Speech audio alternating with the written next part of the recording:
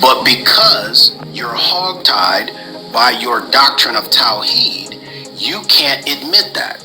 So then you make a fool out of yourself trying to explain it as if it makes sense to us outside of a monopluralistic paradigm or worldview. Okay, It so don't work, bro. what you're trying to do?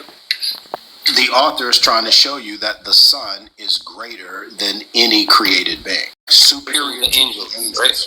Yeah. So if the author knows that the Son is God, why is he trying to prove that he's higher than the creation? What do you mean? And I still hear that noise in the background, bro. Oh shit, I keep moving. I'm telling you, it's a bad habit. I'm sorry.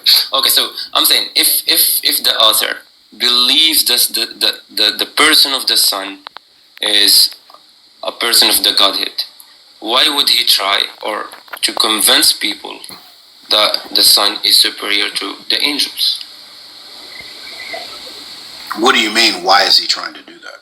Yeah, because the whole Hebrews 1 is trying to prove that the Son is superior to the angels. Yeah, why is he trying to do that? But he's building on that concept. Number one, he's building up to the point as to tell you why the Son came as an incarnation. So when we get to chapter 2, remember, chapter and verse wasn't in the original text. So the context continues on. Okay, so hang on, bro. I agree with you. Hang on. Let me answer your question. Yeah. So when we get to chapter 2, verse 5, for he has not subjected to angels the world to come that we are talking about. So obviously his audience must have believed that the Olam Haba, the age to come, the world to come, was going to be subject to angels. So in this sense, he's having to write to them, showing them the superiority of Christ. The angels, not only that, but even in verse 14, he's letting us know that angels serve us. We don't serve them.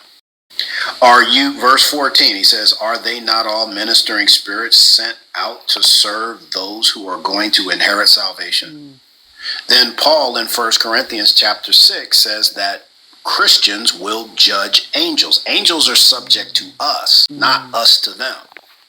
So there's a couple of things that the author is trying to present, right? Not so much as they're curious as to whether or not Jesus is divine or not. He goes on to let them know, because now we're talking about the incarnation and the purpose of him coming in the flesh. Someone has testified, what is man that you remember him, or the Son of Man that you care for him? You made him lower than the angels for a short time.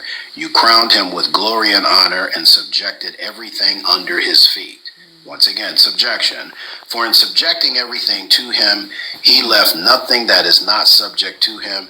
As it is, we do not yet see everything subject to him, but what we do see is Jesus made lower than the angels for a short time, so that by God's grace he might taste death for everyone. Well, why was he made lower than the angels? He's superior to the angels, but he was made lower than them.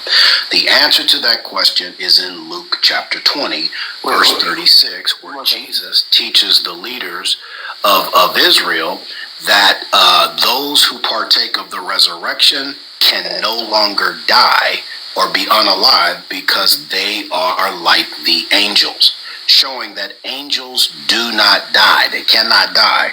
Therefore, Christ, for him to be able to die on the cross, had to be made lower than the angels. So I can't come with an oversimplified reason as to why he's teaching what he's teaching. He's teaching what he's teaching for multiple reasons.